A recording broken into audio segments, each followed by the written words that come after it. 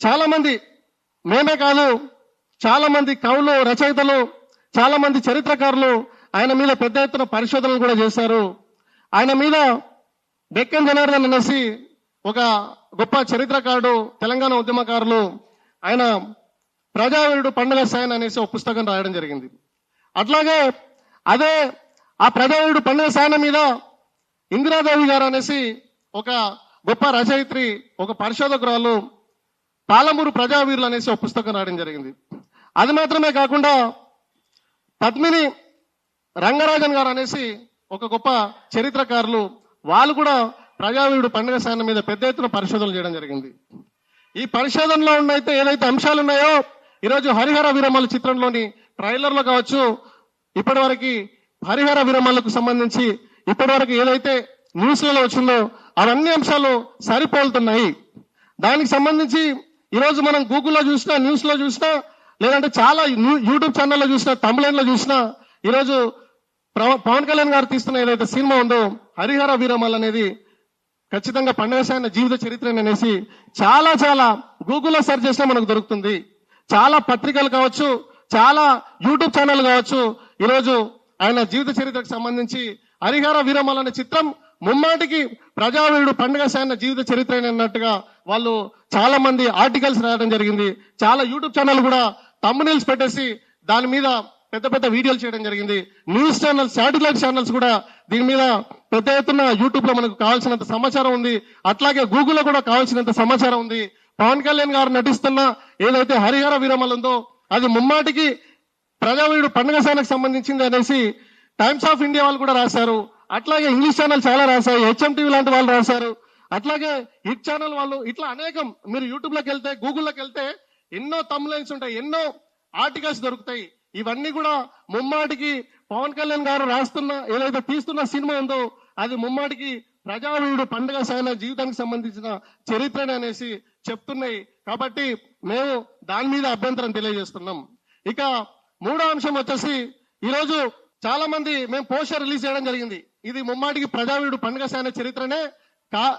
చాలా మంది సినిమా రచయితలు డబ్బుల కోసం, వినోదం కోసం వక్రీకరిస్తున్నారు. కాబట్టి మేము దీన్ని అడ్డుకుంటామంటే మళ్ళీ కొత్త అంశం తెర మీద తీసుకొచ్చారు.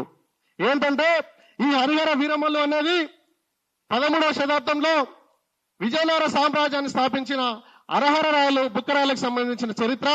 అందులో హరిహర రాయలు ఏదైతే ఒక క్యారెక్టర్ ఉందో దాన్నే పవన్ కళ్యాణ్ గారు పోషించారు. అదే చరిత్రను మేము ఈరోజు హరిహర వీరమల్ అనే పేరుతో చిత్రం తీస్తున్నాం అనేసి వాళ్ళు చెప్పడం జరిగింది.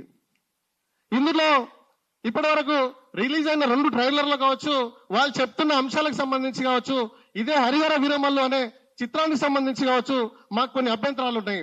దాని మీద స్పష్టత ఇవ్వాల్సిన అవసరం చిత్ర యూనిట్కి ఉంది. అదేంటంటే ఈరోజు ఇది సమగ్రాంధ్ర సాహిత్యం. దీన్ని రాసింది ఆరుద్ర గారు. ఈయన సినిమా ఇండస్ట్రీకి చాలా దగ్గర వ్యక్తి. ఈయన దాదాపు 10 సంవత్సరాలు కష్టపడి సమగ్రాంధ్ర సాహిత్యం అనేసి 13 సంపుటాల్లో మన తెలుగువారి చరిత్ర, ఆంధ్రుల చరిత్రను తీసుకురావడం జరిగింది. ఈరోజు ఇది చాలా వ్యాలిడ్ పుస్తకం. ఈ పుస్తకంలోని ఆయన ప్రస్తావన చేసింది ఏంటంటే రాయల యుగం అనేది 1336లో స్టార్ట్ అయింది.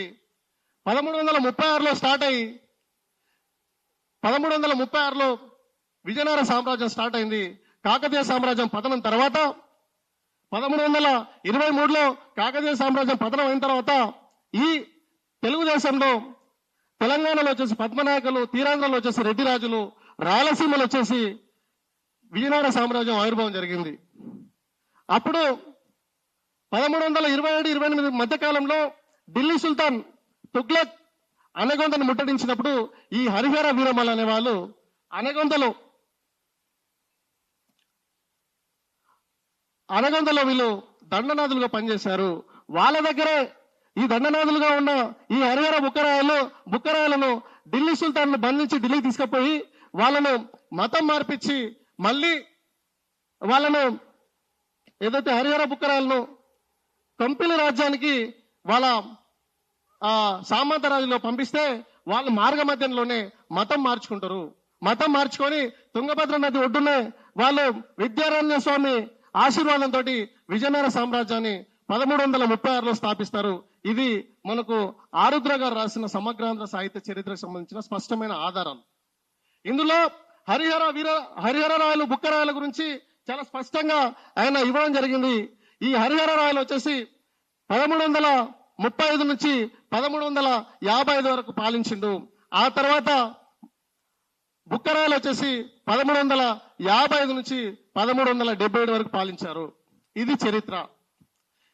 అయితే ఇక్కడ మాకు అభ్యంతరాలు ఏమున్నాయంటే 1335 నుంచి 1355 వరకు మాత్రమే పాలించి రాజ్యాన్ని పాలించి తర్వాత ఆయన చనిపోయాడా, మరి తన రాజ్యాన్ని తన తమ్ముడికి ఇచ్చి తన విశ్రాంతి తీసుకున్నాడు అనేది చరిత్రకారులు ఎక్కడ గుర్తించలేదు. కానీ మరి 1335 నుంచి 1355 వరకు మాత్రమే పాలించిన హరిహర రాయలకి 1650 సంవత్సరంలో ఉన్న ఔరంగజేబ్ కు మధ్య ఎలాంటి సంబంధం ఉందో ఈరోజు చిత్రయూనిట్ చెప్పాల్సిన అవసరం ఉంది. ఈరోజు ట్రైలర్ లో హరిహర రాయలు వచ్చేసి ఈరోజు ఔరంగజేబ్ మీద యుద్ధం చేసినట్టు చూపిస్తారు. కాబట్టి ఇది ఖచ్చితంగా చరిత్ర వక్రీకరణే. ఇది మొదటి పాయింట్. ఇక రెండో పాయింట్ వచ్చేసి ఈరోజు సంగమ వంశానికి విజయనగర సామ్రాజ్యాన్ని 4 రాజవంశాలు పాలిస్తే అందుట్లో మొదటి రాజవంశం సంగమ వంశం. ఈ సంగమ వంశానికి చెందినోడే ఈ హరిహర రాయలు బుక్కరాయలు. వీళ్ళ సామ్రాజ్యం అనేది 1485 సంవత్సరానికి వచ్చేసరికి సమాప్తం అవుతుంది. నెక్స్ట్ సాల్వ వంశం స్టార్ట్ అవుతుంది. వీళ్ళ తర్వాత తులు వంశం, వీళ్ళ తర్వాత అరవిడు వంశం. అయితే వీళ్ళకు సమాంతరంగా ఈ విజయనగర సామ్రాజ్యానికి సమాంతరంగా ఇక్కడ మనకు కుతుబ్షాహీ రాజవంశం మన హైదరాబాద్ లో నిర్మాణం జరుగుతుంది. ఈ హైదరాబాద్ లో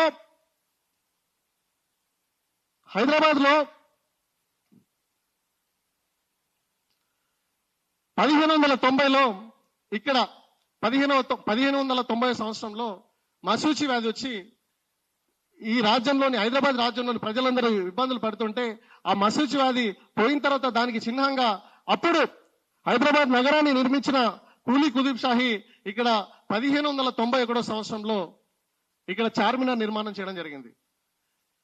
అయితే ఈ హరిహర వీరమల్లు సినిమాలోని ట్రైలర్ లో మాత్రం పవన్ కళ్యాణ్ గారికి ఈ చార్మినార్ ముందు వచ్చేసి యుద్ధం చేసినట్టు, చార్మినార్ చుట్టూ తిరిగినట్టు ఈ ట్రైలర్ లో చూపిస్తారు. 1336లో పుట్టిన హరిహర వీరమల్లుకు 1591లో కూలీ కుతుబ్ షా ఆధ్వర్యంలో ఏర్పాటు చేసిన హైదరాబాద్ నగర నిర్మాణంతో పాటు చార్మినార్ కట్టిన కూలీ కుతుబ్ షాకి 1650లో వచ్చే ఔరంగజేబ్ కు మధ్య ఏం సంబంధం ఉంది? ముగ్గురికి దాదాపు 300 సంవత్సరాల గ్యాప్ ఉంది. ఈ 300 సంవత్సరాల్లో ఎట్లాంటి మీరు ఆధారాలతోటి ఈరోజు ఈ హరిహర వీరమల్లు అనే చిత్రాన్ని తీస్తున్నది మీరు చెప్పాల్సిన అవసరం ఉంది. ఔరంగజేబ్ వచ్చేసి మన దక్షిణ పదానికి ఔరంగజేబ్ 1600 మొఘల్ సామ్రాజ్యం 1526లో రెండో పానిపట్టు యుద్ధంలో ఢిల్లీని పాలించిన 5వ చివరి రాజవంశం లోడి వంశంలో ఇబ్రాహీం లోడిని రెండో పానిపట్టు యుద్ధంలో ఓడించి ఇక్కడ ఈ భారతదేశంలో మొఘల్ సామ్రాజ్యాన్ని 1526లో స్థాపిస్తే 1650 సంవత్సరంలో మనకు ఔరంగజేబ్ పాలన మనకు స్టార్ట్ అవుతుంది. 1650లో స్టార్ట్ అయితే ఔరంగజేబ్ వచ్చేసి దక్షిణ పదానికి 1678 ఆ పీరియడ్ లో గోల్కొండను ముట్టడించి మళ్ళీ అట్లాగే వెళ్ళిపోతాడు. మరాఠా సామ్రాజ్యం మీద ఆయన పోరాటం చేస్తాడు. మరి అసలు విజయనగర సామ్రాజ్యానికి అసలు హరిహర వీరమల్లుకు ఔరంగజేబుకు ఈ చార్మినార్ కు ఇవన్నీ ఏం సంబంధాలు? నెంబర్ 1. నెంబర్ 2, ఇక మూడో ప్రశ్న వచ్చేసి